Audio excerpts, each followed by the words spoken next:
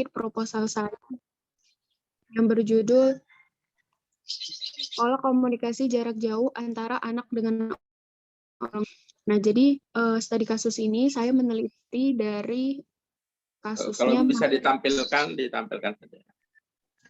Sunscreen-nya, saya sinyalnya jelek, bentar ya Pak. Bentar Bapak, saya bantu megang.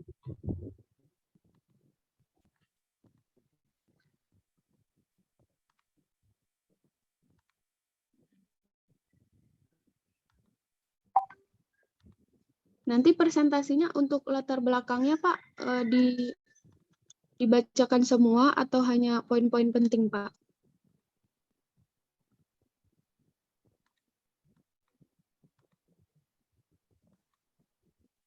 Ya, bisa menyesuaikan, dibacakan semua juga nggak apa-apa ya. Karena jumlah proposalnya paling 15 halaman ya. Tapi dengan konsekuensi kalau dibacakan semua mungkin agak dipercepat ya temponya. Baik Pak. Sudah terlihat. Sudah Mbak. Baik. Ke bawah Mbak. Pola komunikasi jarak jauh antara anak dengan orang tua ini, studi kasusnya itu mengambil dari mahasiswa Institut Ilmu Al-Quran IKI Jakarta 2018 yang berasal dari luar daerah. Adapun abstraknya adalah orang tua dan anak kan mempunyai kedekatan yang tidak bisa dipisahkan. Karena kedekatan yang terjadi dari lahiriah ini menjadikan anak amat sangat bergantung dengan orang tuanya. Tetapi hal ini menjadi berbeda saat anak tumbuh menjadi dewasa dan bahkan sampai berjarak jauh dengan orang tua. Hal ini menjadikan komunikasi yang biasanya dilakukan secara tatap mata berubah menjadi komunikasi yang hanya dilakukan secara virtual. Mulai dari anak memutuskan untuk merantau, maka pola komunikasi yang dulunya dilakukan hampir setiap detik, kini berubah menjadi komunikasi yang apa adanya. Sebagai anak yang biasanya bergantung, maka hal ini tidak dapat langsung dilakukan atau disesuaikan dengan mudah. Anak dan orang tua membutuhkan waktu dan kegiatan agar dapat menyesuaikan jarak baru ini. Maka tidak menutup kemungkinan akan muncul pola komunikasi yang tidak sesuai di dalamnya, karena terkadang komunikasi yang disampaikan dan didapatkan bisa menjadi salah maksud. Masalah yang ditimbulkan biasanya disebabkan oleh sinyal atau kesibukan anak di kampus membuat komunikasi antara anak dan orang tua menjadi terbatas. Penelitian ini bertujuan untuk mengetahui tentang bagaimana pola komunikasi jarak jauh antara orang tua dan anak dalam mempertahankan komunikasi. Metode penelitian yang digunakan adalah kualitatif, dengan pemilihan informasi wawancara, dengan teknik wawancara, dan kita akan mewawancarai mahasiswa Institut Ilmu Al-Quran yang berasal dari luar daerah untuk menjawab hasil wawancara melalui pertanyaan yang sama. Lalu, kendala dan data yang didapat digabungkan menjadi data yang akurat. Peneliti melakukan pemfokusan terhadap analisis data, artinya memfokuskan dan menyeleksi hasil dari setiap wawancara, lalu data yang diterima disajikan melalui penarikan kesimpulan. Nah, untuk latar belakang, manusia adalah makhluk sosial. Artinya, manusia sangat membutuhkan komunikasi untuk mempertahankan hidup. Dari zaman dahulu hingga kini, untuk mempertahankan hidup, manusia menggunakan cara penyampaian komunikasi yang berbeda-beda dalam menyampaikan informasi. Tidak hanya itu, untuk menyatukan tujuan yang sama, manusia membutuhkan komunikasi yang baik di dalamnya. Selain mengeluarkan pendapat merupakan salah satu cara komunikasi berjalan, komunikasi sangat penting dalam kehidupan. Komunikasi akan berbeda dengan setiap komunikatornya. Komunikasi yang digunakan kepada teman akan berbeda dengan komunikasi yang disampaikan kepada orang tua. Komunikasi kepada orang tua merupakan komunikasi yang diciptakan sejak lahir. Dalam kehidupan sekarang ini, sudah menjadi hal wajar saat orang tua dan anak melakukan komunikasi jarak jauh. Padahal, anak dan orang tua memiliki hubungan yang erat. Komunikasi adalah suatu proses penyampaian informasi, gagasan emosi, keahlian, dan hal lain-lain. Melalui penggunaan simbol-simbol seperti kata-kata, gambar, angka, dan lain-lain. Menurut Barelson dan Steiner. Komunikasi jarak jauh yang diterapkan oleh orang tua dan anak menarik untuk diteliti. Selain hubungan anak dan orang tua yang dikaitkan cukup dekat dari lahiriah hingga dewasa, hubungan ini juga mempengaruhi hasil kinerja anak. Biasanya anak yang sukses selalu mendapat dukungan yang ekstra dari orang tuanya. Untuk mendapatkan sumber dukungan dari orang tua, maka anak membutuhkan penyemangat, yaitu orang tua selalu menjaga komunikasi baik dengan anaknya. Komunikasi ialah penyampaian informasi yang disampaikan seseorang dan diterima seseorang. Untuk menumbuhkan komunikasi yang aktif, maka kita membutuhkan pola komunikasi yang tepat. Untuk mendapatkan pola komunikasi yang tepat, maka kita harus mengetahui bentuk-bentuk pola komunikasi yang tepat dilakukan di lingkungan kita. Komunikasi akan berhasil jika di dalamnya terdapat pola komunikasi yang tepat. Proses penyampaian komunikasi dengan memperhatikan pengaruh yang disampaikan untuk menjadikan komunikasi itu terlihat menjadi suatu gambaran yang sederhana, biasanya disebut sebagai pola komunikasi. Untuk mendapatkan pengaruh pola komunikasi, maka kita membutuhkan penyederhanaan komunikasi agar pola komunikasi ini dapat membantu kita dalam menyampaikan sesuatu. Lanjut. Lalu, pola komunikasi bermakna, bentuk, atau gambaran yang dinyatakan dengan bunyi atau gerak kata yang disajikan untuk dipahami dan dipakai sebagai pedoman antara dua orang atau lebih dalam proses pengiriman dan penerimaan pesan yang mengandung arti. Pedoman di sini memiliki arti pegangan komunikasi. Jika kita mengetahui model komunikasi apa yang kita sampaikan, maka kita dapat mengetahui komunikasi yang sesuai di dalamnya. Berdasarkan pengertian pola komunikasi tersebut, dapat dijelaskan bahwa yang dimaksud adalah pola komunikasi pola hubungan antara dua orang atau lebih dalam pengiriman dan penerimaan pesan dengan cara yang tepat sehingga pesan yang dimaksud dapat dipahami. Komunikasi tidak melulu tentang suara. Banyak komunikasi yang dilakukan hanya dengan simbol-simbol yang penting, dan tujuan komunikasi tersebut tersampai dengan jelas dan tepat sasaran. Nah, jadi pola komunikasi tanpa kita sadari, sering kita menggunakan pola komunikasi dalam kehidupan. Pola menjadi acuan dalam mengerjakan kegiatan harian. Pola tidak selalu terkait dengan simbol saja, tetapi pola juga tetapi pola juga saling kiat-mengkiat dengan subjek sebelumnya. Nah, dalam Kamus Besar Bahasa Indonesia dijelaskan bahwa pola komunikasi adalah berbentuk seperti struktur yang saling mengkaitkan yang biasanya dipakai untuk dipahami dan disepakati sebagai pedoman dalam memahami sesuatu.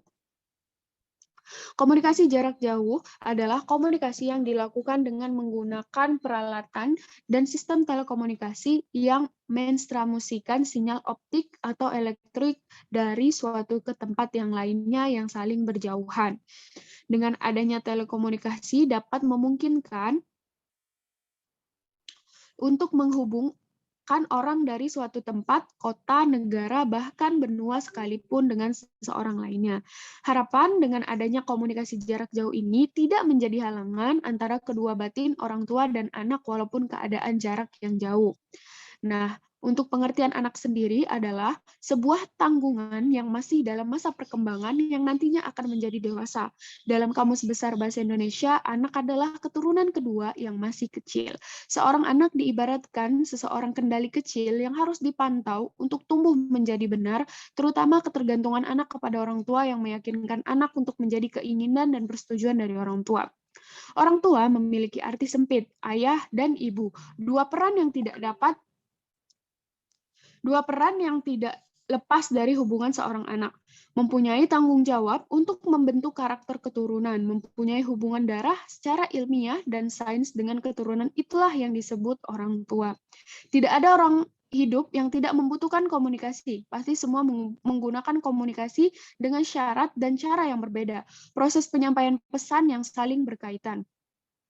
Faktor lain juga, karena manusia adalah makhluk sosial, yaitu makhluk yang tidak bisa hidup sendiri, manusia, makhluk yang saling kait-mengkait, dan saling menghubungkan, dan komunikasi adalah sistem penyampaian pesan, ide, gagasan, keterampilan, lambang, simbol, atau proses tukar-menukar pesan. Jadi, pola komunikasi adalah struktur penyampaian pesan yang sudah ditata agar tetap berjalan sesuai distrukturkan. Nah, pengertian pola komunikasi di atas dapat kita simpulkan bahwa pola komunikasi adalah suatu pola yang saling mengkaitkan antara satu dan lainnya dalam menghubungkan komunikasi yang diciptakan. Untuk menciptakan komunikasi yang aktif, kita perlu menghidupkan pola komunikasi.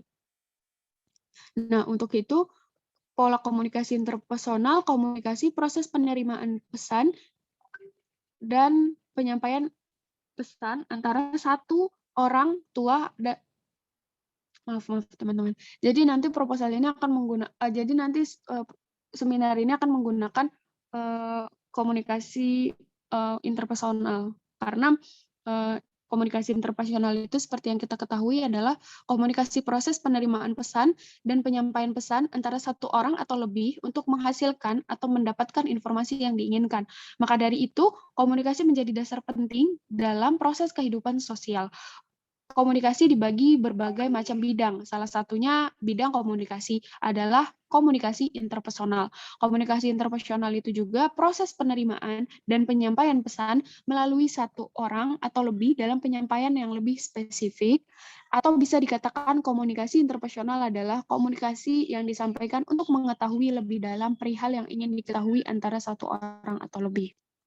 Nah, kendala komunikasi interpersonal ini di dalamnya komunikasi pasti memiliki hambatan atau bisa disebut kendala. Nah, kendala di sini bisa dari faktor dalam sendiri ataupun dari luar yang menyebabkan kurang efektifnya suatu komunikasi yang diinginkan. Ada 3 kendala komunikasi interpersonal yang akan penulis jabarkan di sini, yaitu pertama, kendala manusiawi. Hambatan di sini lebih sering ditimbulkan oleh dalam diri manusia itu sendiri atau bisa disebut sebagai faktor dalam pemicu kendala komunikasi interpersonal ini. Kedua, ada kendala mekanik. Hambatan yang biasanya muncul dalam komunikasi di sini adalah hambatan pengganggu pada saluran komunikasi yang disampaikan. Misal, saat kita ingin menyampaikan informasi, ternyata ada hambatan yang menyebabkan penerimaan informasi salah dalam memberikan tanggapan dan informasi yang kita sampaikan. Nah, ada kendala yang ketiga, kendala yang terakhir itu adalah kendala semantik. Hambatan dalam proses komunikasi ini adalah salah pemahaman atau penerimaan yang timbul karena disebabkan oleh gangguan komunikator dalam persepsi. Lanjut, terus yang B itu ada permasalahan. Identifikasi masalah di sini ada pola komunikasi jarak jauh antara anak dengan orang tua. Kedua itu ada komunikasi interpersonal. Terus yang ketiga ada kendala komunikasi jarak jauh anak dan orang tua. Pembatasan masalah, peneliti ini membahas tentang pola komunikasi yang terjadi antara mahasiswa dan orang tua yang dibatasi dengan jarak dan kendala yang ditimbulkan dalam hubungan komunikasi jarak jauh, kemudian teori yang menyampaikan penelitian yang tepat. Nah, jadi rumusan masalahnya adalah 1, bagaimana pola komunikasi jarak antara anak dan orang tua? Terus, bagaimana komunikasi interpersonalnya? Baru yang ketiga, apa saja kendala komunikasi interpersonal jarak jauh antara orang tua dan anak? Adapun tujuan penelitian yaitu untuk mengetahui bagaimana pola komunikasi jarak jauh antara anak dan orang tua, untuk mengetahui komunikasi interpersonal, dan yang ketiga adalah untuk mengetahui apa saja kendala dalam komunikasi interpersonal jarak jauh antara anak dan orang tua. Nah, manfaat di sini, manfaat teoritis. Penelitian ini akan bermanfaat untuk mengembangkan ilmu komunikasi, khususnya komunikasi jarak jauh. Manfaat praktis penelitian yang telah dilakukan peneliti ini diharapkan menjadi masukan bagi orang tua dan anak dalam komunikasi interpersonal jarak jauh, terlebih khusus pada mahasiswa Institut Ilmu Al-Quran IIK Jakarta. Nah, tinjauan pustaka di sini adalah pola komunikasi jarak jauh antara orang tua dan anak dalam meningkatkan tali silaturahmi di jurusan Komunikasi Penyiaran Islam angkatan 2013, yang mana skripsi ini dibikin oleh Endah Miftah Ayu Permatasari dari Universitas Islam Negeri Raden Intan Lampung, jurusan Komunikasi Penyiaran Islam. Beliau menggunakan metode penelitian yang digunakan ialah deskriptif, analisis terhadap topik yang sulit atau tidak bisa diukur dengan angka, mampu melakukan pengamatan dalam komunikasi yang tidak dibuat-buat apa adanya. Nah, bertujuan untuk membuat deskriptif secara sistematis, faktual, akurat tentang fakta-fakta atau sifat-sifat positif, dan juga untuk lebih mengetahui fenomena-fenomena tentang aspek kejiwaan, perilaku, sikap, tanggapan, opini, perasaan, keinginan, dan kemauan seseorang atau kelompok. Dalam penelitian ini dapat disimpulkan berisi tentang pola komunikasi yang digunakan oleh orang tua dan anak dalam hubungan jarak jauh agar tetap terciptanya hubungan keluarga yang harmonis. Lalu ada dari komunikasi interpersonal jarak jauh antara orang tua dan anak, studi mahasiswa Fakultas Dakwah Komunikasi UIN Anranri asal Kabupaten Aceh. pada tahun 2018 oleh Sarah Salpina. Jurusan komunikasi dalam penyiaran Islam, dan penelitian ini menggunakan dasar komunikasi interpersonal karena dengan menggunakan komunikasi interpersonal kita akan mengetahui komunikasi itu secara lebih dalam, disebabkan komunikasi yang digunakan interpersonal komunikasi inti. Ini merumuskan bahwa komunikasi interpersonal antara orang tua dan anak memiliki komunikasi yang kurang baik. Banyak kendala yang ditimbulkan disebabkan komunikasi yang dibatasi dengan jarak dan hanya mengandalkan media perantara untuk melangsungkan komunikasi setiap waktu. Lalu ada dari jurnal Pola Komunikasi pada hubungan jarak jauh anak dan orang tua. Studi kasus itu mahasiswa Telkom University yang berasal dari luar daerah. Jurnal ini ditulis oleh Muhammad Al-Rishad, Dwi Putra, Ruth May Ulina Malau, SIKOM, MIKOM, dan program studi S1 S2 Komunikasi. Nah, Fakultas Komunikasi Bisnis Telkom Universitas 1. Penelitian ini menggunakan pendekatan penelitian dengan melihat kasus-kasus yang biasanya dilakukan oleh seorang anak dengan orang tuanya yang bertatap muka. Ini komunikasi itu dilakukan dengan perantara media seperti handphone. Penelitian ini juga menunjukkan komunikasi ini memiliki hambatan yang salah satunya dari faktor orang tua yang memberi kebebasan dan bisa juga karena faktor komunikasi orang tua yang memiliki kendala paling kuat untuk anaknya. Lalu ada jurnal Pola Komunikasi Jarak Jauh Antara Orang Tua dan Anak, studi mahasiswi FISIP 2019 yang berasal dari luar daerah, Sinta Permatanim. Penelitian menyatakan bahwa banyak faktor yang komunikasi jarak jauh antara orang tua dan anak tidak semua bisa menjadi kendala. Tidak semua bisa menjadi kendala yang sama. Bahkan faktor lain juga bisa mempengaruhi, contoh faktor dari luar, kendala seperti ekonomi, waktu, profesi, dan jaringan komunikasi. Pola komunikasi antara informan anak dengan informan orang tua mampu sebaliknya berdampak informan anak dan informan orang tua menjadi renggang. Terus ada jurnal dari komunikasi orang tua dan tingkat stres. Misalnya, mahasiswa perantau pada larangan mudik COVID-19 ini, Ahmad Khairul Nuzuli, jurnal ini menyimpulkan bahwa kepada bagaimana peran komunikasi dengan orang tua memberi pengaruh kepada tingkat stres mahasiswa.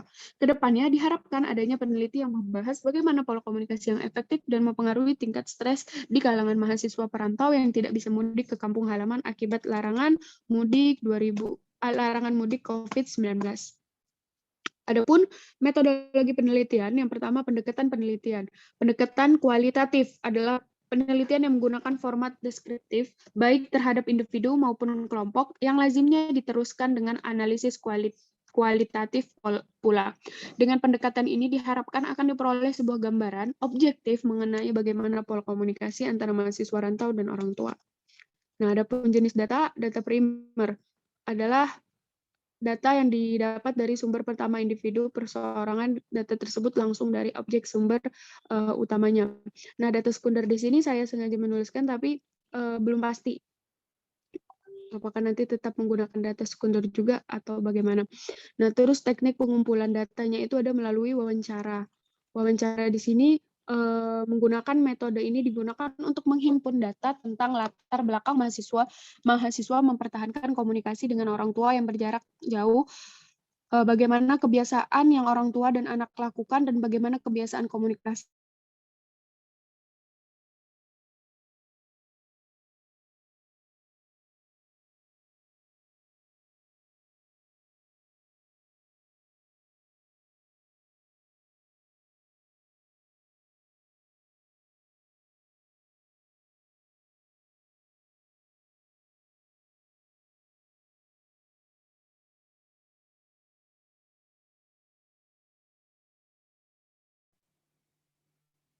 Halo Mega.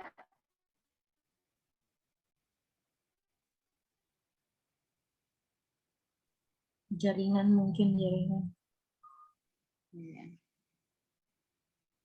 Wifi di kosannya hilang. Assalamualaikum. Waalaikumsalam. Salam. Lanjut ya. Ya. Oke, tetapi metode ini juga digunakan untuk memperoleh data yang tidak terekam oleh wawancara dan dokumentasi seperti tentang kondisi kegiatan aktivitas anak-anak rantau. Lalu ada dokumentasi. Dokumentasi adalah data yang bersumber dari dokumen-dokumen sebagai laporan tertulis dari peristiwa-peristiwa yang isinya terdiri dari penjelasan-penjelasan dan pemikiran-pemikiran. Peristiwa itu ditulis dengan kesadaran dan kesengajaan untuk menyiapkan atau meneruskan keterangan-keterangan peristiwa. Dokumentasi juga bisa diartikan satu teknik pengumpulan data dan pencarian informasi melalui penemuan bukti-bukti berupa catatan, transkrip buku, dan sebagainya. Lalu ada beberapa daftar pustaka. Sudah, Pak. Ya baik, kalau sudah bisa dilanjut kepada saudara ini Elok Arya Husna. Iya, baik, Pak. Sebentar.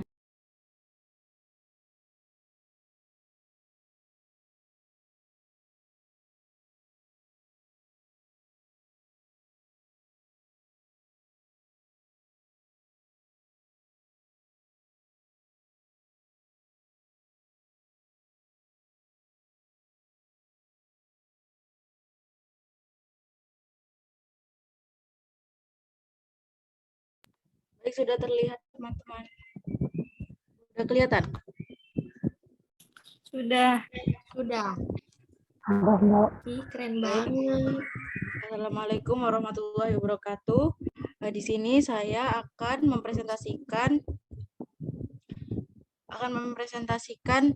proposal saya yang berjudul Analisis Isi Pesan Dakwah dalam Novel tentang Kisah karya Gita Savitri.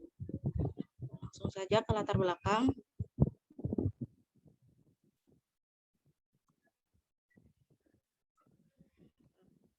Dakwah adalah suatu usaha mengajak, merayu, dan mempengaruhi manusia agar selalu berpegang pada ajaran Allah untuk memperoleh kebahagiaan dunia dan akhirat. Ajaran Islam yang dibawakan Rasulullah SAW dapat tersebar di seluruh penjuru dunia tidak terlepas dari proses dakwah dan proses komunikasi. Dakwah merupakan aktivitas yang sangat penting dalam Islam. Dengan dakwah, Islam dapat tersebar dan diterima oleh manusia.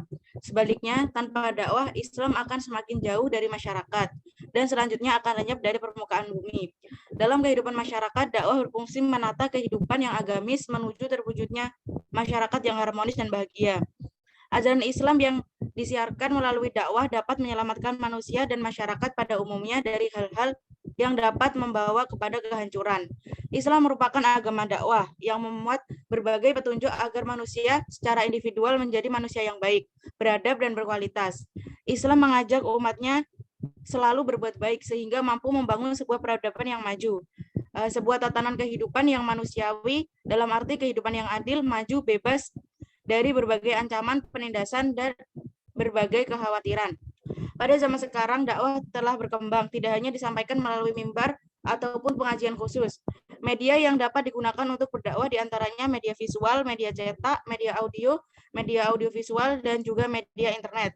Dunia telah berkembang, banyak media yang dapat digunakan untuk menyampaikan dakwah, seperti misalnya media novel yang cukup digemari kalangan muda. Novel sendiri masuk dalam kategori media cetak.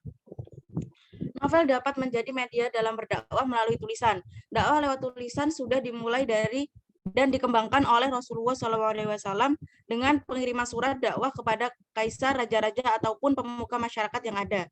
Dan tulisan tentang aktivitas kenabian Rasulullah SAW yang ditulis para sahabat dan diinformasikan kepada para tabiin kemudian meneruskannya kepada generasi berikutnya sehingga lahirlah kemudian karya-karya jurnalistik Islam. Novel adalah prosa rekaan yang panjang yang menyuguhkan tokoh-tokoh yang menampilkan serangkaian peristiwa dan latar secara tersusun. Novel merupakan bentuk sastra yang unik karena berada dalam tarik-menarik yang lebih kompleks antara peristiwa dan makna satu pihak, serta dunia referensial dan dunia tekstual di lain pihak. Novel merupakan media komunikasi yang sangat berpengaruh, bahkan ampuh dalam menyampaikan pesan-pesannya kepada masyarakat. Pesan yang disajikan pun dibuat secara halus dan menyentuh hati tanpa harus digurui. Selanjutnya, hingga saat ini novel masih banyak diminati. Semakin berkembangnya zaman di mana media internet menjadi media komunikasi global yang dapat menampung sekaligus menyebarkan segala bentuk informasi dengan komunikasi yang beragam, wilayah, waktu, dan ruang yang tidak terbatas. Menjadikan novel yang dahulu dijual dalam bentuk cetak, sekarang dapat dinikmati secara online dalam bentuk e-book dengan menggunakan media internet. Inovasi novel dalam bentuk e-book ini juga beriringan dengan menjamurnya aplikasi novel online di mana seorang penulis novel dapat mempublikasikan tulisan tanpa harus melalui penerbitan. Dan pembaca dapat dengan mudah mengakses novel yang ditulis tanpa harus membeli bukunya. Dampak positif dari novel online ini adalah terjaganya eksistensi novel dan munculnya penulis-penulis muda berbakat yang berkarya melalui aplikasi novel online. Pada setiap novel terkandung sebuah tema dasar, yaitu pemikiran penulis yang disampaikan lewat karya-karyanya. Apabila sebuah novel dimuat dengan tema-tema dakwah yang dikemas oleh penulisnya dalam bentuk sebuah cerita imajinatif, maka pesan dakwah yang ingin disampaikan oleh penulis dapat diterima dan dipahami oleh pembacanya. Novel memiliki daya tarik sebagai karya yang dapat menjadi media dakwah yang efektif dan menarik bagi mad'u dari kalangan anak muda. Cerita dalam sebuah novel dapat menyampaikan pesan dakwah untuk pembacanya. Pesan dakwah adalah pesan berupa nilai-nilai ajaran agama Islam yang disampaikan oleh penulis. Pesan dakwah tersebut meliputi akidah, syariah, dan akhlak. Novel tentang kisah karya Gita Savitri yang merupakan kisah nyata dari sang penulis. Novel ini menceritakan perjalanan hidup Gita dimulai dari ia masih sekolah hingga pergi ke Jerman untuk kuliah. Kemudian perjalanan spiritual Gita di mana ia menjadi lebih dekat dengan Tuhannya ketika berada di negara minoritas Muslim. Novel ini juga dibumbui kisah asmara Gita dan Paulus yang berbeda keyakinan. Novel tentang kisah syarat akan nilai moral dan agama. Membaca novel tentang kisah dapat membawa pembaca memahami makna taat, syukur, toleransi, dan banyak nilai positif yang dapat diambil dari novel tentang kisah. Penelitian ini disusun berdasarkan latar belakang di atas. Penulis tertarik membahas dan meneliti terkait judul analisis isi pesan dakwah dalam buku tentang kisah karya Gita Savitri. Mohon maaf, typo itu kemarin ini novel seharusnya tapi belum diganti. Kemudian masuk kepada permasalahan. Berdasarkan latar belakang di atas, penulis perlu untuk mengidentifikasi, membatasi, dan merumuskan masalah sebagai berikut. Identifikasi masalah. Yang pertama, adanya pesan dakwah yang disampaikan dalam novel tentang kisah karya Gita Savitri. Yang kedua, perjuangan seorang muslim hidup di negara minoritas muslim. Yang ketiga adalah mengajarkan cara menghadapi ujian dengan tetap berpikir positif. Yang kedua, pembatasan masalah. Setiap penelitian yang dilakukan harus diberi batasan masalah agar permasalahan yang diteliti lebih terarah terfokus. Untuk itu, penulis membatasi permasalahan yaitu analisis pesan dakwah dalam novel tentang kisah karya Gita Savitri. Perumusan masalah. Yang pertama, apa saja pesan dakwah yang ada dalam novel tentang kisah? Yang kedua, apa makna tersurat dan tersirat dalam novel tentang kisah? Kemudian yang ketiga, tujuan penelitian. Yang pertama, untuk mengetahui pesan dakwah yang ada dalam novel tentang kisah karya Gita Savitri. Yang kedua, untuk mengetahui makna tersurat dan tersirat dalam novel tentang kisah karya Gita Savitri. Manfaat penelitian. Yang pertama, manfaat akademis. Penelitian ini diharapkan dapat memperkaya ilmu komunikasi melalui novel untuk Fakultas Usuluddin dan Dakwah, khususnya prodi komunikasi penyiaran Islam. Manfaat praktis, penelitian ini diharapkan dapat menambah wawasan tentang pentingnya mempelajari mengenai pesan dakwah serta diambil pelajaran dan nilai positif dari penelitian. Selanjutnya, tinjauan pustaka. Yang pertama, skripsi yang berjudul Teknik Komunikasi Persuasif dalam buku tentang kisah karya Gita Savitri oleh Dakwatul Khairah pada tahun 2018. Skripsi ini membahas mengenai teknik komunikasi persuasif dalam buku tentang kisah karya Gita Savitri Devi dengan melakukan pengkategorian menggunakan teknik komunikasi persuasif yang dirumuskan oleh Sunaryo. Penelitian ini termasuk dalam jenis penelitian kualitatif, sedangkan untuk metode yang digunakan dalam penelitian ini yaitu metode deskriptif kualitatif. Persamaan penelitian dengan penelitian yang akan penulis tulis yaitu mengenai isi novel tentang kisah. Sedangkan perbedaannya terletak pada tujuan penelitian. Skripsi yang ditulis oleh Dakwatul Khairah bertujuan untuk menganalisis komunikasi persuasif, sedangkan penulis bertujuan untuk mengetahui pesan dakwah yang terdapat dalam novel. Yang kedua, skripsi dengan judul Pesan dakwah dalam novel, analisis pesan dakwah dalam novel Haji Backpacker karya Agu Irawan. oleh Puji Mulyono, mahasiswa Fakultas Dakwah Institut Agama Islam Negeri Salatiga tahun 2017. Skripsi ini meneliti tentang pesan dakwah dengan menggunakan teori analisis isi yang bersifat kuantitatif. Penelitian ini memiliki persamaan penelitian penulis dalam metode penelitian teknik penelitian, namun berbeda pada subjek penelitian. Penulis meneliti novel Rentang Kisah karya Gita Savitri, sedangkan penelitian ini meneliti novel Haji Backpacker karya Agung Irawan. Yang ketiga, skripsi dengan judul Analisis Pesan Dakwah dalam Novel Dan Dialah Dia karya Andi Bombang. Oleh Ayu Widyastuti, mahasiswi Fakultas Usuluddin dan Dakwah Institut Ilmu Al-Quran Jakarta tahun 2019. Skripsi ini membahas mengenai analisis pesan dakwah yang mencakup 3 hal, yaitu tentang akidah, syariah, dan akhlak dari novel Dan Dialah Dia. Skripsi ini menggunakan metode penelitian library research dengan teknik penelitian analisis isi. Penelitian ini memiliki persamaan penelitian penulis dalam metode peneliti dan teknik penelitian, namun berbeda pada subjek penelitian. Penulis meneliti novel Tentang Kisah karya Gita Savitri, sedangkan penelitian ini meneliti novel Dan Dialah Dia karya Andi Bombang. Dan yang terakhir, jurnal dengan judul Nilai-nilai pendidikan dalam novel Tentang Kisah karya Gita Savitri Devi oleh Oktaviana Araminta Putrianti, Retno Winarni, dan Muhammad Rohmadi tahun 2019. Penelitian ini merupakan penelitian deskriptif kualitatif dengan data berupa paragraf yang terdapat dalam novel Tentang Kisah karya Gita Savitri Devi. Metode yang digunakan adalah metode kepustakaan, yaitu mengumpulkan data dengan membaca buku dan artikel yang relevan dengan penelitian ini. Persamaan penelitian dengan penelitian yang peneliti tulis terletak pada nilai positif yang dapat diambil dari novel Tentang Kisah. Sedangkan perbedaannya adalah peneliti ini menganalisis nilai pada novel Tentang Kisah secara umum, sedangkan penulis berfokus pada pesan dakwah. Kemudian kerangka teori.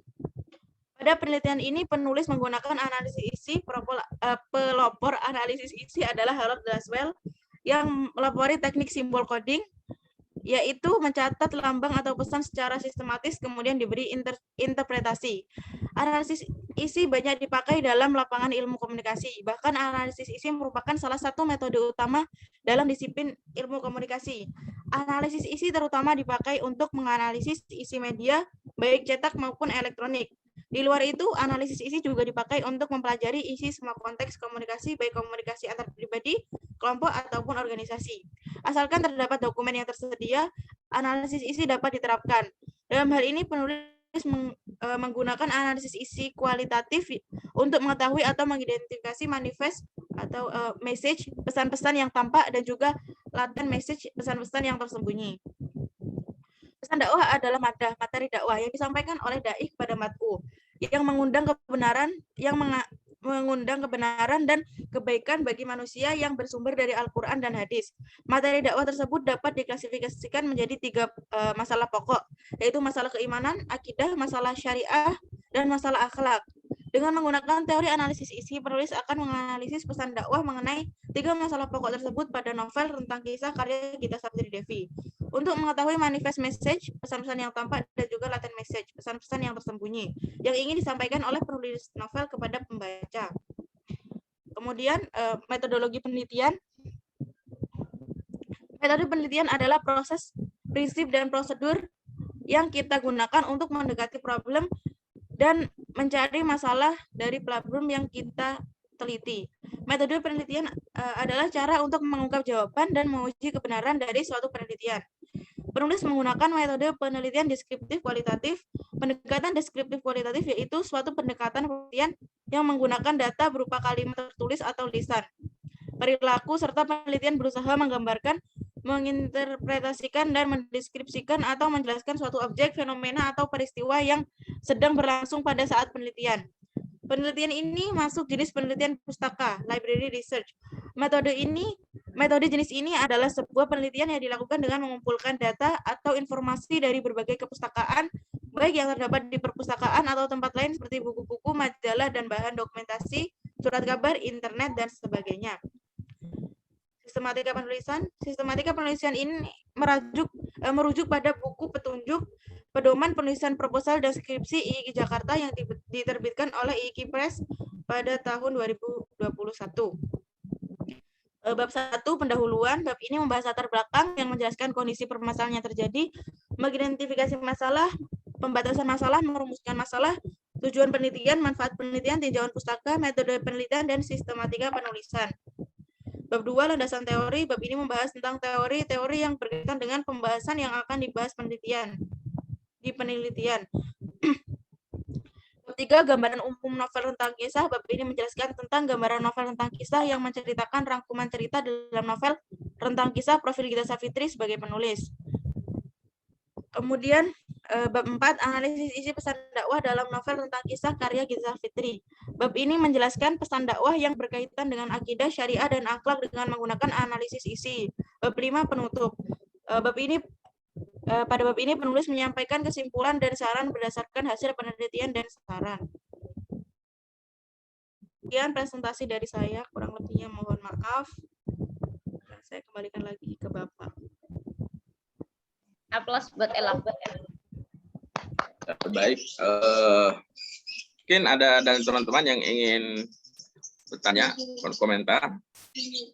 Izin berkomentar Bapak, keren. Ya. Videonya keren. Menurut saya itu tadi sudah sudah masuk hampir sempurna sih Pak ya? Atau masih ada yang kurang?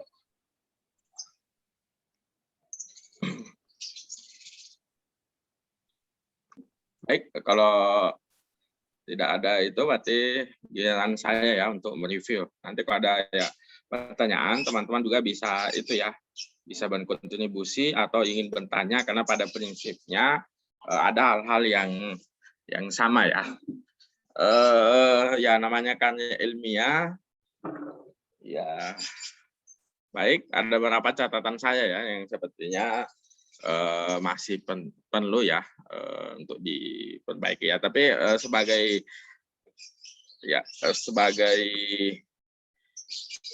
ini ya yang tampil pertama saya kira kita apresiasi ya. Tapi ya tentu masih banyak ya yang hal-hal yang penting untuk dikoreksi.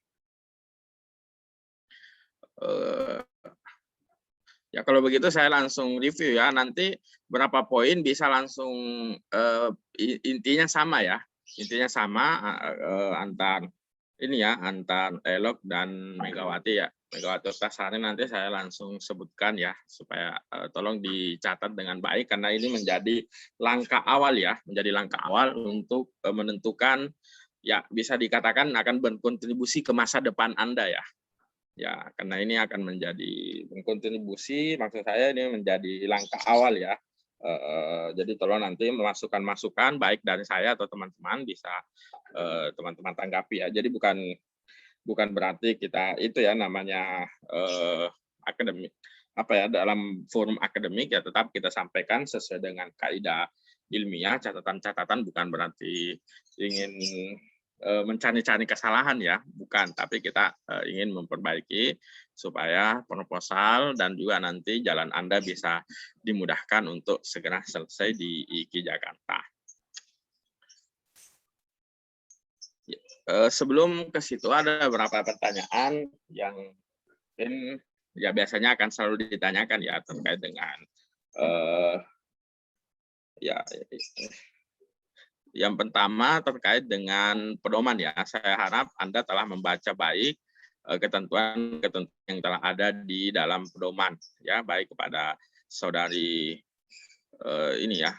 calon peneliti ya, baik kepada teman-teman sekalian ya, karena kita lihat ya tidak bisa dipungkiri masih banyak item-item yang sepertinya Anda tidak membaca pedoman ya, di berapa item ya, misalnya latar belakang ya, atau bahkan kalau ingin dibedah satu-satu hampir semuanya ya. Ya tapi di sisi yang lain juga sudah tentu kita mengapresiasi Anda telah membuat ya. Jadi nanti sekali lagi rujukan Anda ya, kitab suci Anda dalam konteks ini akan kembali ke pedoman ya. Ya, kalau Anda ujian proposal asli, ya tentu sebelum Anda dapat diujikan, tentu Anda harus melengkapi persyaratan-persyaratan teknis ya. Misalnya cek plagiarisme, kemudian ada verifikasi dari dosen ya atau Kaprodi, kemudian terkait dengan kelengkapan atribut ya, misalnya jumlah halaman, jumlah referensi ya, kemudian minimal terkait dengan jumlah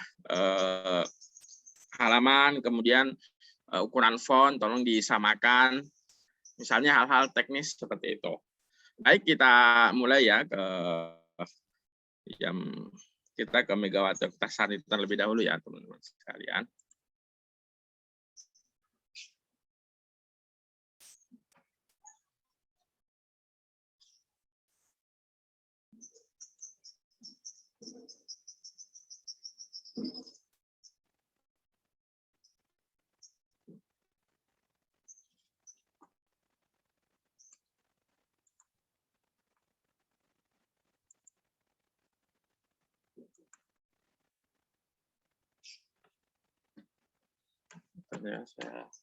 Untuk khusus kepada yang presentasi tolong disiapkan catatan ya, catatan dan buku sebentar ya, saya buka juga di HP supaya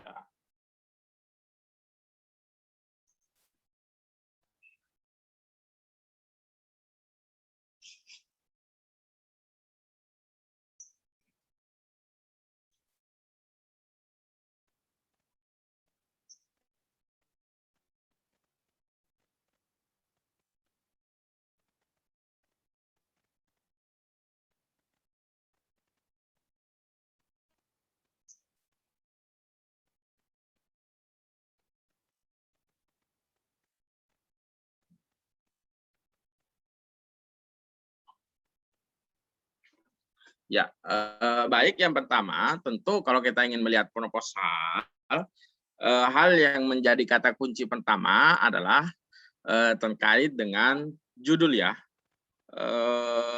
Megawati Oktasari masih bergabung? Hadir, Pak. Iya. Ya, ini judul Anda, pola komunikasi jarak jauh antara anak dengan orang tua ya. Jadi biasanya judul atau kata depan dalam judul itu melambangkan operasional ya, atau merupakan inti atau kata kerja yang akan kita jadikan kata kunci ya, atau kata kerja operasional dalam penelitian kita ya. Secara umum kalau kita lihat dari judul ya, ini sebenarnya ya masih ya sepertinya masih banyak yang perlu diperbaiki ya. Tapi dalam kaitannya terkait dengan penelitian kualitatif, judul memang biasa masih sangat fleksibel ya. Bisa pada saat Anda telah menyelesaikan penelitian, Anda bisa merevisi judul, dan juga bisa Anda memang memperkuat judul, nanti itu dijadikan sebagai dasar. Ini yang pertama. Kemudian terkait dengan penulisan judul, ini sebenarnya fontnya sama ya, antara judul dan anak judul ya, tolong diperhatikan. Judul dan anak judul ini fontnya sama. Ya, yang berbeda itu hanya di sini kapital semua, kalau yang di judul tidak kapital ya. Yang kapital hanya huruf depan, kecuali kata sambung ya. Sekali lagi saya ulang, ini berulang-ulang terus ya, jadi nanti fontnya disamakan saja ya, disamakan saja seperti ini ya, bisa disamakan. Sebenarnya judul Anda terlalu panjang ya, bisa menggunakan anak judul ya, terus setidaknya bisa di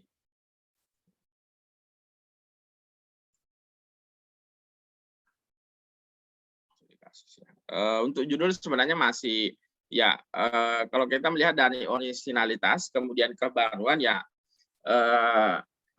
ya, tapi pada intinya karena nanti teman-teman akan mengajukan ini di prodi ya, terutama kepada saudari Megawati Oktasari. Kalau Anda misalnya ya ke pembimbing tertentu ya, mungkin judul ini tidak dapat diterima ya, karena dianggap ini kok kurang menarik, kurang aktual dan seterusnya. Tapi ala kulli hal itu nanti dieksekusi oleh prodi atau dosen pembimbing yang telah ditentukan.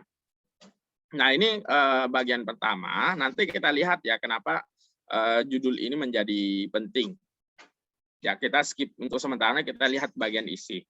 Ya, kita coba 15 menit untuk mengoreksi proposal Anda ya. Tahun-tahun yang seperti ini tolonglah diperhatikan ya. Sekarang kita sudah 1443 ya.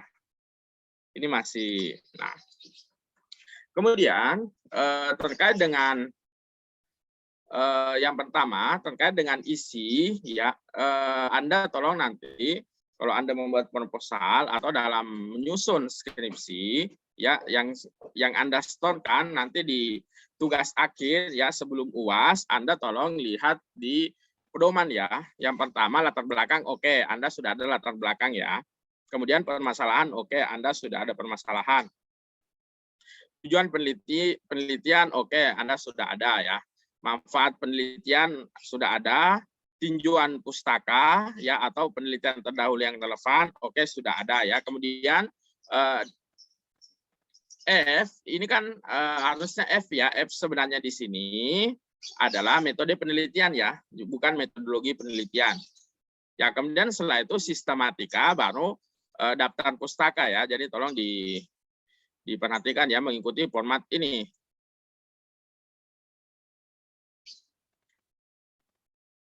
Ya, jadi untuk bab 3 kita ya, bab 3 kita di bab 3 itu adalah deskripsi subjek ya.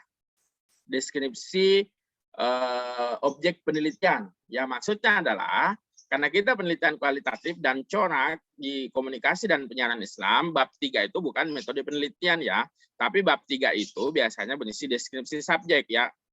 Misalnya Anda meneliti mahasiswa IKI ya, jadi Anda menjelaskan sekilas apa sih IIKI itu ya, apa sih kaitannya terhadap mahasiswa IKI. Jadi Anda mungkin menjelaskan secara umum terkait dengan objek penelitian Anda ya sebelum masuk ke spesifik di pembahasan ya. Pembahasan juga kalau untuk bab 4 untuk penelitian kualitatif judulnya nanti dirubah ya, misalnya realitas pola komunikasi ya. Jadi sudah langsung berubah ya.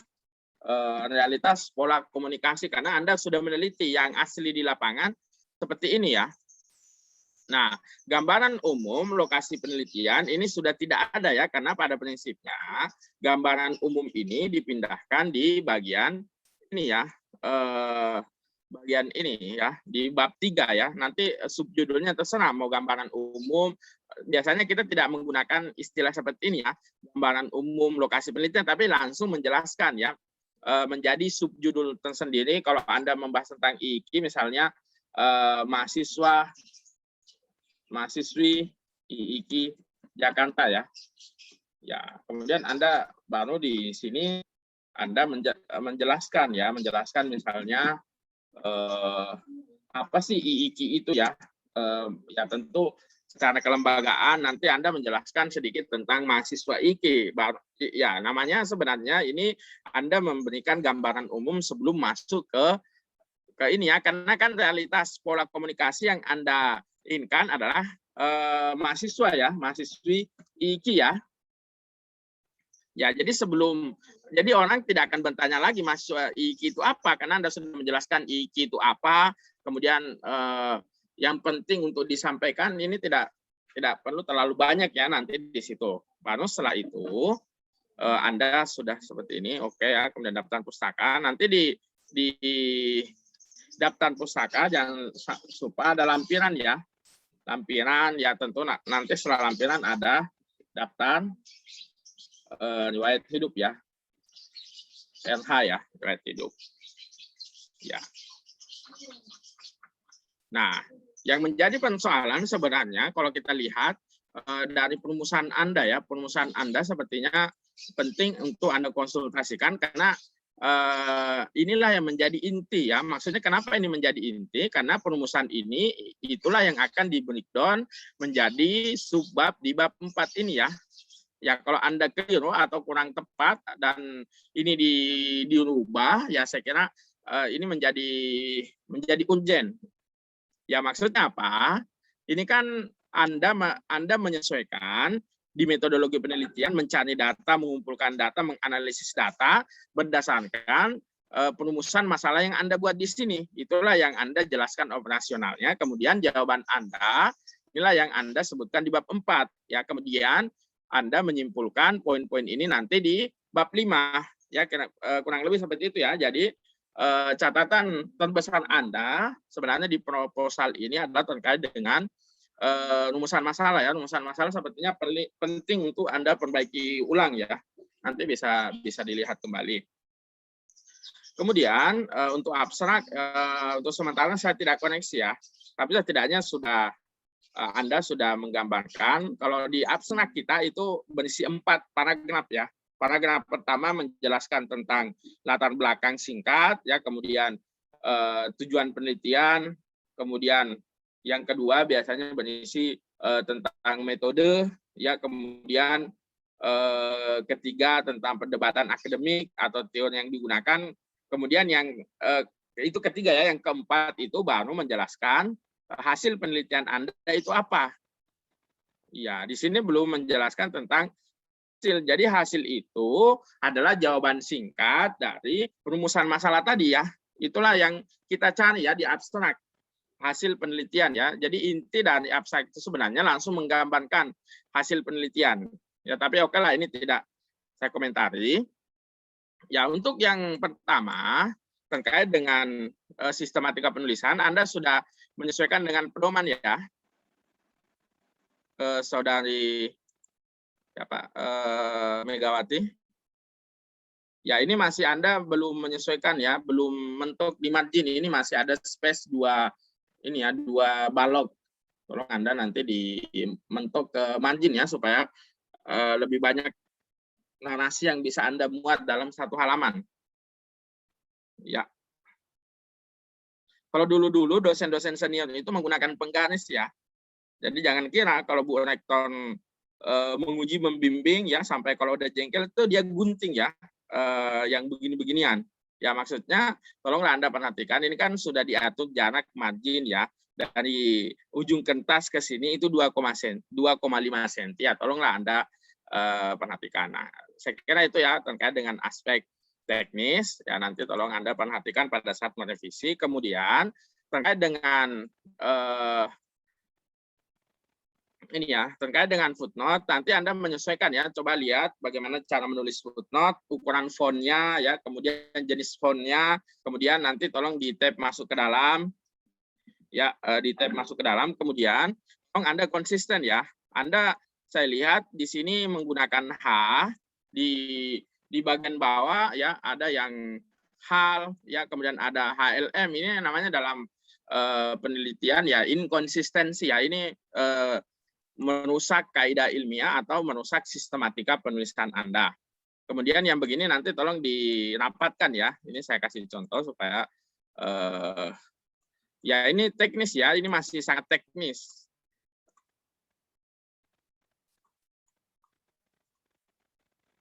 Ya, maksudnya seperti ini ya. Nanti setelah itu Anda seperti ini ya, baru mengganti ukuran font ke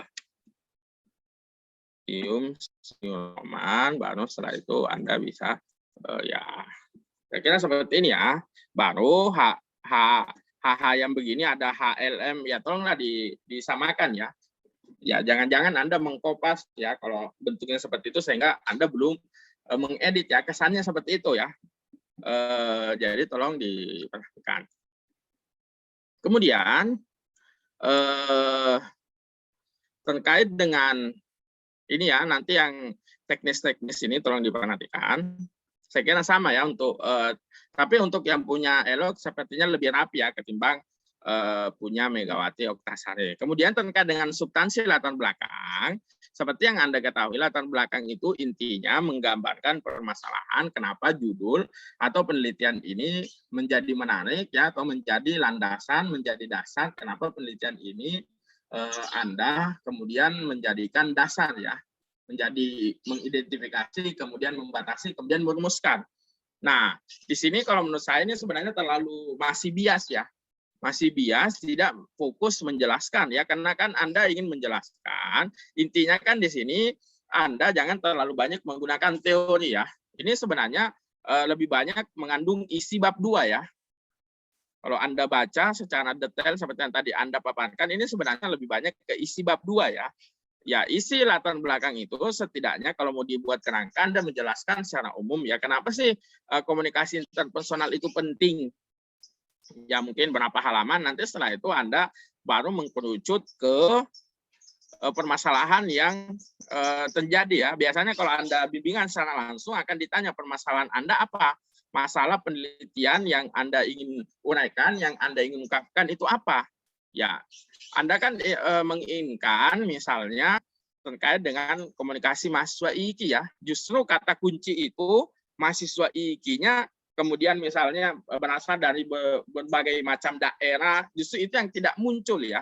Justru itu yang sebenarnya dicari di poin ini sesuai dengan judul Anda di atas itu ya. Kalau lebih bagus misalnya ada tabel menunjukkan sekian mahasiswa IIKI yang dari daerah, kemudian permasalahan yang dihadapi seperti ini. Jadi memang betul-betul kita membaca ada masalah.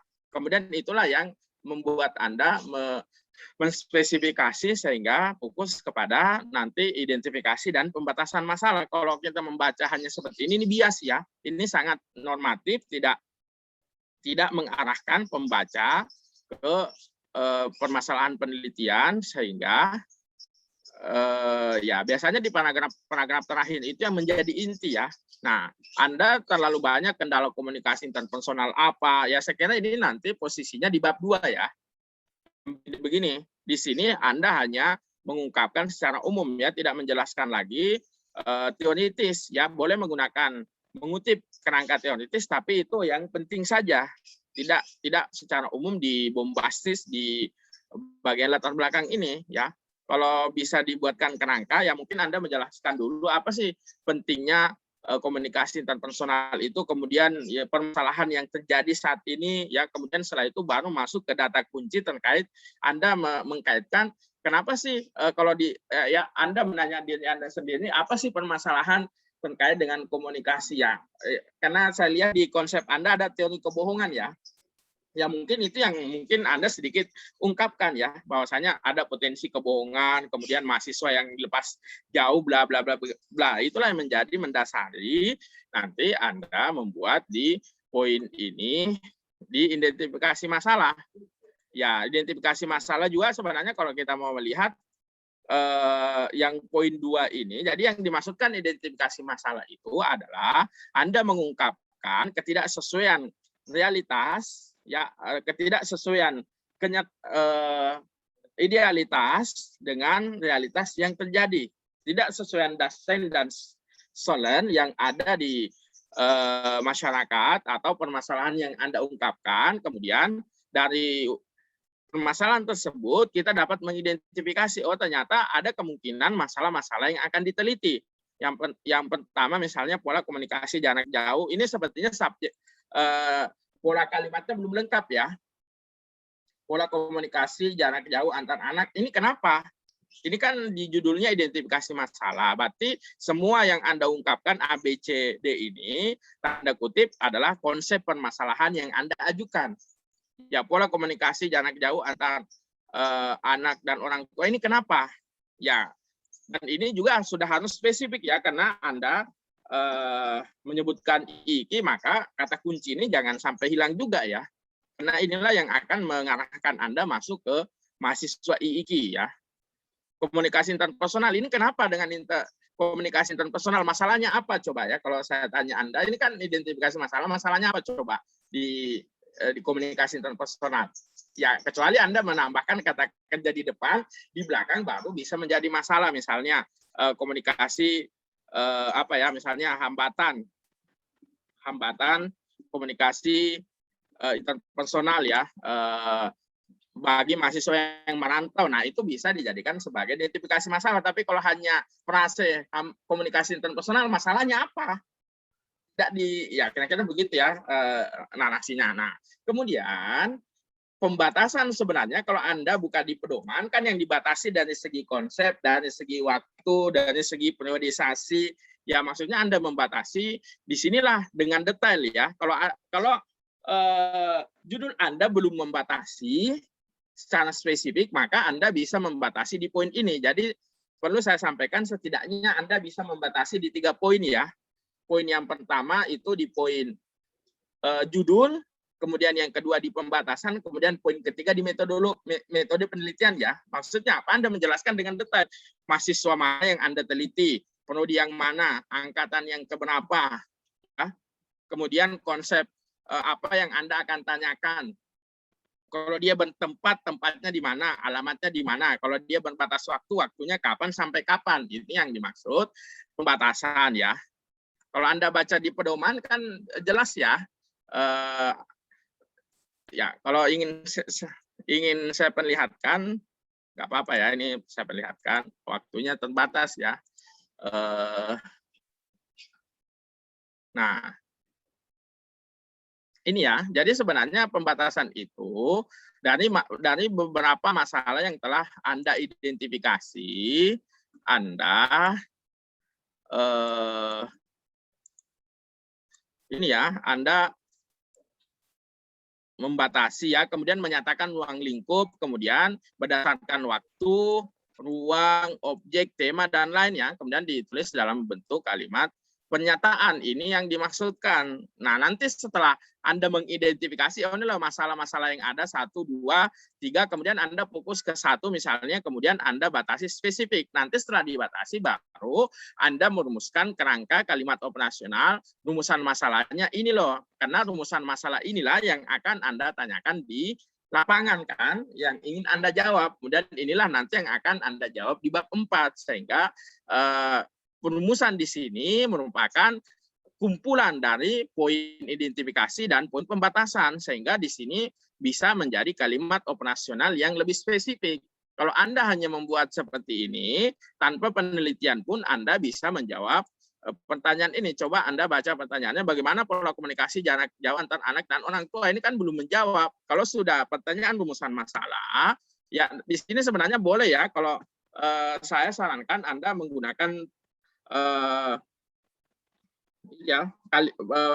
pokok pertanyaan ya, atau istilahnya main question ya, kemudian dijelaskan minor question ya, atau sub permasalahan. Ya, permasalahan utama adalah judul yang Anda jabarkan, kemudian untuk menjawab judul tersebut Anda menggunakan dengan sub pertanyaan. Nah, kalau pertanyaan seperti ini, bagaimana pola komunikasi jarak jauh antar anak dan orang tua, ini kan tidak jelas ya. Ini tidak jelas subjeknya karena Anda sebagai seorang peneliti. Setidaknya kalau ini ingin dirubah menjadi jelas, bagaimana pola komunikasi jarak jauh antar anak dan orang tua ya, ya di misalnya mahasiswa IKI angkatan 2018 ya. Ini baru menjadi jelas, baru menjadi kalimat penelitian ya. Beda ya. Sekali lagi itu kan menambahkan kata itu saja itu menjadi sangat beda. Kalau Anda bertanya bagaimana komunikasi interpersonal, ini jawabannya jawaban buku saja. Tidak perlu meneliti untuk menjawab B ini ya. Iya. Sama dengan C, oke lah. Yang C masih lebih mending ketimbang yang B. Yang B ini sepertinya gimana ya?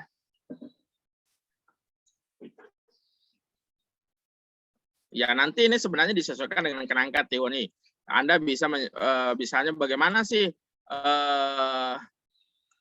unsur-unsur ya, atau bagaimana pelaksanaan ya. Misalnya pelaksanaan komunikasi interpersonal antar A dan ya, misalnya ya. Nah, ini baru menjadi jelas, dan ini pun antar rumusan masalah A, B, dan C ini harus ada kesesuaian. Ya, tapi oke lah, karena memang ini makanya kita minta kalau Anda mengirimkan proposal Anda lebih cepat, ya mungkin kita bisa memberikan masukan yang lebih signifikan ya. Ya, karena kita juga butuh untuk membaca kembali, mereview kembali, oh ini loh yang kira-kira pas untuk Anda, makanya nanti ditentukanlah pembimbing untuk membimbing Anda minimal di poin-poin krusial ini ya. Kalau tujuan ini kan normatif saja ya. Tidak dikoreksi pun nggak ada masalah, karena hanya menjelaskan tujuan penelitian, manfaat penelitian, tapi yang menjadi inti ini karena ini yang akan Anda jawab di bab 4. Ya, kalau rumusan masalah Anda diganti, ya Anda harus meneliti ulang. Ya, kemudian tinjauan pustaka ya, untuk sementara tinjauan pustaka Anda sebenarnya kalau ya kalau saya ya, misalnya yang seperti ini Anda sudah tidak perlu ungkapkan ya, karena ini pemborosan. Karena nanti Anda ungkapkan juga di bagian bawah ya. Ya Anda bisa langsung penelitian si fulan pada intinya berbicara tentang ini. Kedua, ketiga ya, atau boleh juga langsung mengklasifikasi nanti di poin ke sini boleh Anda simpulkan ya bahwasanya penelitian secara umum ini ya. Ya Anda menyimpulkan lagi ya satu paragraf dari total 5 ini yang 6 ini yang telah Anda bahas ya, atau kalau itu biasa kekuatan penelitian Anda apa, judul penelitian Anda apa, sehingga ini masih layak untuk diteliti. Kemudian terkait dengan metode penelitian, saya sarankan Anda merujuk di buku pedoman ya, buku pedoman. Nah, buku pedoman pada prinsipnya yang diminta itu kan ada jenis ya, pendekatan, kemudian teknik, kemudian analisis ya. Kalau ingin dijelaskan lebih detail, jenis itu yang dimaksud boleh yang dimaksudkan field research atau liberal research ya. Anda harus jelaskan dari perspektif analisis ini kualitatif atau kuantitatif. Kemudian dari perspektif tujuan ini seperti yang kita sampaikan kemarin ya, eksplanatif, eksplorasi atau apa ya. Baru setelah itu Anda menjelaskan sumber data dari penerimaan atau sekunder. Anda boleh menjelaskan dulu ya sekunder itu apa, penerimaan itu apa. Nanti yang dimaksudkan di sini Anda sudah ada ancang-ancang data penerimaan apa yang ada di sini. Ini kan masih menjelaskan data penerimaan bla bla bla, tapi data penerimaan real Anda apa? Ya Anda langsung ungkapkan di sini misalnya 10 mahasiswa yang Anda wawancarai bersama orang tuanya. Kira-kira begitu ya sederhananya. Nanti tinggal dibahasakan, dinarasikan. Ya, itu yang maksudnya data penerimaan. Kemudian ada pun data sekunder merupakan data-data yang tidak terkait langsung dengan penelitian berupa artikel yang membahas ya. Kalau ada daftar data sekunder yang sudah Anda kumpulkan bisa dimasukkan di poin ini, itu yang dimaksudkan. Kemudian teknik wawancara yang digunakan adalah ini. Ya, kemudian Anda boleh menyebutkan wawancara apa sudah ada pedomannya atau tidak, atau siapa saja yang akan Anda wawancarai. Kemudian cara penentuan informannya seperti apa. Nah, ini yang biasa kalau saya menguji, ini yang akan saya tanyakan ya. Ini kan penelitian kualitatif ya. Penelitian kualitatif itu namanya informan. Penelitian kuantitatif namanya adalah responden. Dan kuantitatif akan berbicara tentang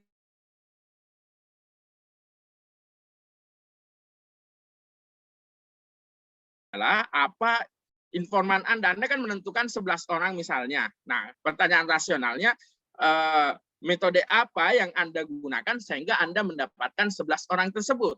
Kenapa bukan 100 mahasiswa IIKI yang Anda sebutkan angkatan 2018? Anda mengambil dari 100 tersebut hanya 11 orang, itu seperti apa? Nah, biasanya kita menjawab dengan composite random sampling atau snowball sampling karena penelitilah yang dianggap paling tahu kebutuhan data yang dibutuhkan misalnya ya. Kira-kira jawaban kualitatif seperti itu. Nah, itu yang dijabarkan di sini. Kemudian observasi yang Anda gunakan apa? Ya, kalau ada begini berarti nanti di lampiran Anda melampirkan lembar observasi. Ya, saya melihat mahasiswa begini pada tanggal sekian, begini-begini, pengamatan saya menunjukkan mahasiswa ini sering berbohong tatkala berkomunikasi dengan orang tuanya karena tidak ingin merepotkan bla bla bla. Itulah yang disebut sebagai hasil observasi pengamatan Anda terhadap objek penelitian atau informan penelitian atau sumber data yang telah Anda ya sama ya dan seterusnya. Kemudian Anda sebenarnya di sini belum mendeskripsikan tentang pengorganisasian ya, pengorganisasian sudah terkait dengan analisis data. Ya, Anda belum menjelaskan misalnya karena mendeskripsikan setelah dikumpulkan diapakan, nanti setelah di situ cara menganalisisnya seperti apa, kemudian cara keabsahannya seperti apa. Kalau keabsahan di kualitatif biasanya disebut keabsahan ya, sedangkan di kuantitatif ada yang disebut sebagai reliabilitas dan validitas, harus diuji. Uji T, uji F, tapi untuk penelitian kualitatif biasanya kita meminta cara memastikan bahwasannya data Anda sah, absah itu seperti apa. Nah, biasa jawabannya adalah triangulasi. Baik triangulasi sumber maupun triangulasi teori. Berarti Anda cek and recheck antara sumber data yang Anda temukan. Anda wawancara, jawabannya A. Anda mencari dokumen, jawabannya B. Nah, Anda adalah peneliti yang akan mengelaborasi kira-kira yang benar yang mana. Ya, proses itulah yang disebut sebagai check and recheck. Itu ya, makanya di bagian awal penelitian kualitatif adalah manusia sebagai key instrument, adalah sebagai instrumen kunci untuk mengolah penelitian Anda ya. Kira-kira seperti itu. Kemudian nanti Anda sistematika penulisan. Nah, daftar pustaka Anda seperti kurang ya.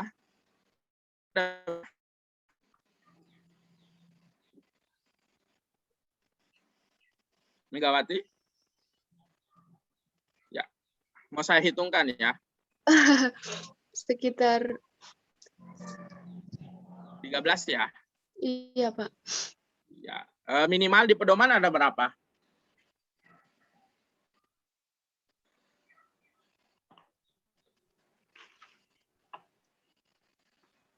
25 ya. Supaya tidak panjang Anda mencari, tolonglah lihat 25. Ya, sebenarnya yang dimasukkan daftar pustaka, Anda boleh menambahkan bacaan atau bahan bacaan yang akan Anda baca yang relevan, walaupun Anda tidak footnote ya, tidak kutip secara langsung, Anda boleh menambahkan di poin ini sampai menjadi 25 ya. Ya, silakan baca ya, kalau tidak percaya ini saya tunjukkan di buku pedoman ya. Ya, makanya sebenarnya Anda bacalah dulu di buku pedoman. Mudah-mudahan tidak direvisi ya. Kalau yang saya ingat saya dulu, itu membuatnya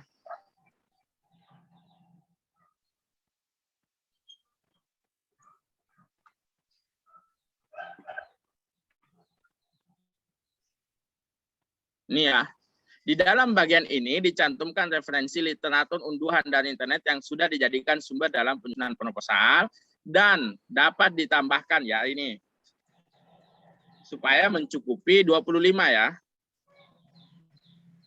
Ya baik, saya tidak perpanjang ya. Itu kira-kira untuk Megawati ya. Catatannya banyak ya, lebih banyak. Kalau untuk elok ya kita masih punya yang mudah-mudahan bisa saya percepat. Untuk elok Arya Husna. Nah,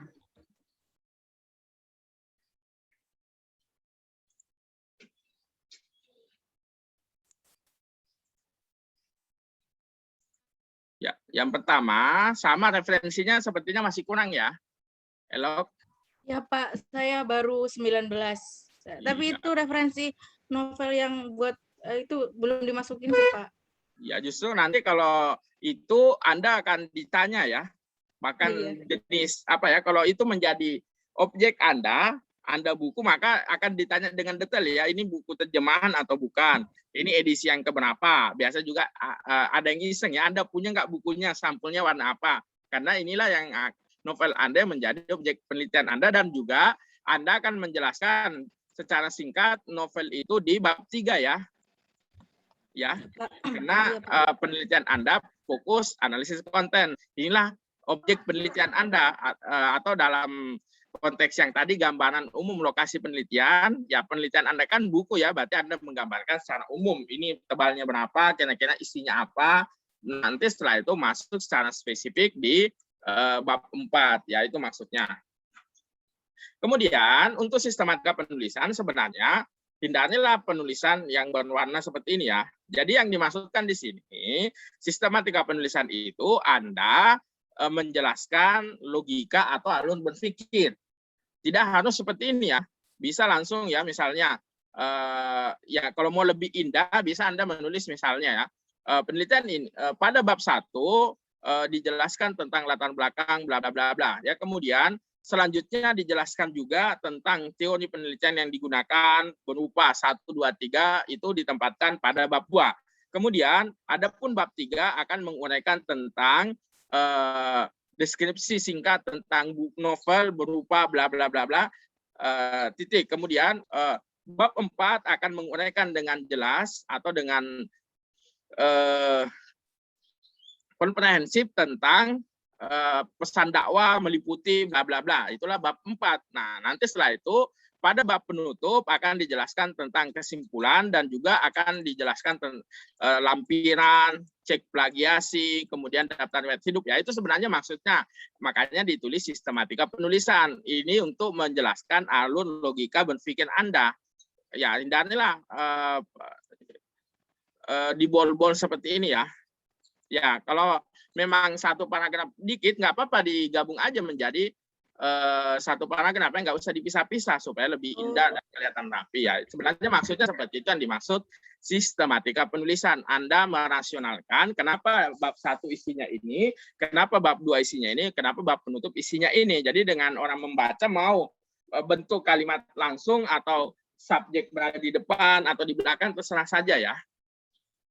Ya, kemudian untuk pengutipan Anda sepertinya masih banyak font yang berbeda ya. Nanti tolong di cross check lagi ya. Contoh misalnya nih Institut Al-Quran. Ini kan fontnya beda ya. Beda atau sama? Beda, Pak. Iya, Pak. Iya, Kurang beda ya. teliti, Pak. Dari bangun tidur aja Iya, kalau Pak. kita lihat ini beda ya. Ini tim Sininoman, ini Kalibri ya, kelihatan. Iya, Pak. Ya, apalagi kalau Anda print ya itu kelihatan lagi. Kemudian ya sama ya, metode penelitian nanti diganti menjadi metode penelitian. Nah, isinya seperti yang tadi dijelaskan ya. Ya, kalau Anda ingin menyesuaikan dengan pedoman, dibuatlah subbab seperti yang dicontohkan di dalam buku pedoman. Ya, contohnya seperti apa? Ya, Anda tinggal melihat di pedoman kan sudah jelas ya. Di pedoman skripsi itu sudah jelas tentang pedoman. Ini kita sampai jam 9.10 ya, mohon maaf kalau kepanjangan. Ya, ini memang mereview proposal itu harusnya satu proposal itu 2 jam lebih ya diuraikan, tapi karena sedikit ya. Nah, ini contohnya ya. Contoh ya. Ini kan metode penelitian ya. Nah, kemudian baru Anda jelaskan jenis penelitian Anda merupakan penelitian lapangan atau penelitian kepustakaan dengan analisis kualitatif atau kuantitatif. Nanti setelah itu Anda menjelaskan sumber data, primer atau sekunder. Kemudian dari sumber data ini Anda mengumpulkan data seperti yang tadi saya sampaikan. Ya, kalau orang berarti Anda wawancara. Ya, tidak berhenti sampai wawancara. Anda harus menjelaskan metode wawancara yang Anda tentukan seperti apa, menentukan orang yang diwawancarai seperti apa, kemudian terstruktur atau tidak, Anda punya pedoman wawancara atau tidak. Ya, itu sebenarnya dimaksud observasinya seperti apa, dokumen seperti apa, baru setelah itu teknik analisis data. Boleh Anda tambahkan teknik analisis data dengan teori yang Anda gunakan, atau dalam bahasanya adalah pendekatan yang Anda gunakan di sini apa. Ya, itu kan kalau teori yang operasional kan cukup satu paragraf ya. Misalnya analisis yang Anda gunakan berdasarkan teori Roland Barthes tentang semiotika yang menjelaskan dengan 3 kerangka pikir ya. Penanda, petanda, kemudian mitos misalnya ya. Cukup seperti itu. Itulah yang menjadi kerangka teknik Anda. Baru pendekatan boleh. Kemudian kalau Anda ingin menambahkan nggak ada masalah ya. Anda tapi tolong ikuti format yang telah ada di sini. Ya, itu untuk elok ya. Jadi sebenarnya kalau Anda mengikuti pedoman, Anda sudah berada di jalan yang benar. Kemudian kerangka teori oke lah ya, kita skip untuk sementara ya. Nah, ini juga masih kurang ya. Minimal 5 lah. Kemudian nanti ya ini juga kita belum lihat secara rinci ya cara Anda membuat tinjauan pustaka sebenarnya seperti apa. Sebenarnya panduannya sudah ada ya. Ya, tapi biasanya kita malas juga ya membaca kalau terlalu panjang begini, tapi setidaknya kalau di sini Anda buatlah konklusi ya. Apa sih kesimpulan dari 1 2 3 ini, atau juga boleh Anda membuatnya lebih indah langsung dengan mengklasifikasi ya. Bahwasanya penelitian si fulan 1 juga diperkuat dengan penelitian ini, ya itu banyak ya. Intinya terkait dengan tinjauan pustaka Anda bisa melihat lagi ya cara tinjauan pustaka yang bagus seperti apa.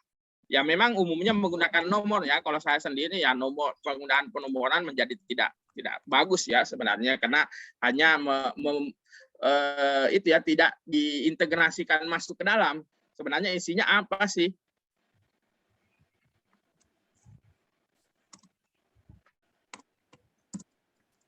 Ya, ini Anda melihat di itu ya, ya setidaknya ini mungkin bisa Anda tambahkan satu lagi ya, pesan apa yang paling dominan.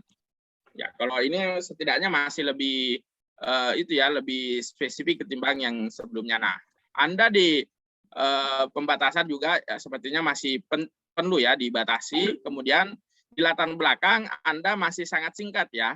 Itu hanya 3 halaman. Kalau bisa, Anda mungkin perkuat lagi terkait dengan kata kunci atau bahan kunci yang akan menjadi penelitian Anda. Nah, nanti jangan lupa ditutup dengan paragraf yang menjelaskan keterkaitan ya. Saya kira ini sudah ada tapi masih belum kuat ya. Tapi setidaknya lebih bagus daripada yang latar belakang yang pertama. Kalau boleh saran, nggak apa-apa lah Anda membuat latar belakang di 5 halaman ya. Ini sepertinya masih sangat singkat, atau 4 halaman juga nggak apa-apa ya, supaya Anda bisa mengelaborasi dengan baik.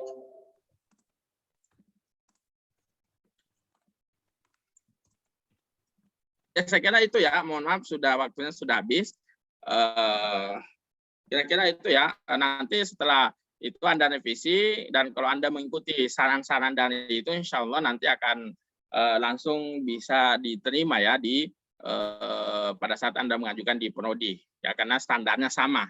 Anda mengajukan di Prodi dan ditentukan pembimbing. Nah, kalau sudah masuk ke pembimbing sudah punya hak prerogatif ya, atau punya hak subjektivitas untuk menolak judul Anda atau menyuruh mengganti atau apa ya, itu haknya itu. Kalau menganggap ini judul Anda sudah usang, sudah basis, sudah apa, banyak juga yang seperti itu ya. Kita juga yang mengelola nggak bisa bilang apa Anda sudah makanya nasib Anda sebagian besar ditentukan sama pembimbing ya. Kalau pembimbingnya ketat juga, kalau dia tinggal tanda tangan juga, ada juga yang seperti itu ya. Saya kira seperti itu. Mohon maaf kalau kepanjangan, ini lewat 1 menit. Kita akhirnya kami bihadzal qadar. Subhanakallah bihamdik, asyhadu an la ilaha illa anta, astaghfiruka wa atubu ilaik. Jangan lupa untuk minggu depan ya, tolong dibaca pedomannya. Assalamualaikum warahmatullahi wabarakatuh.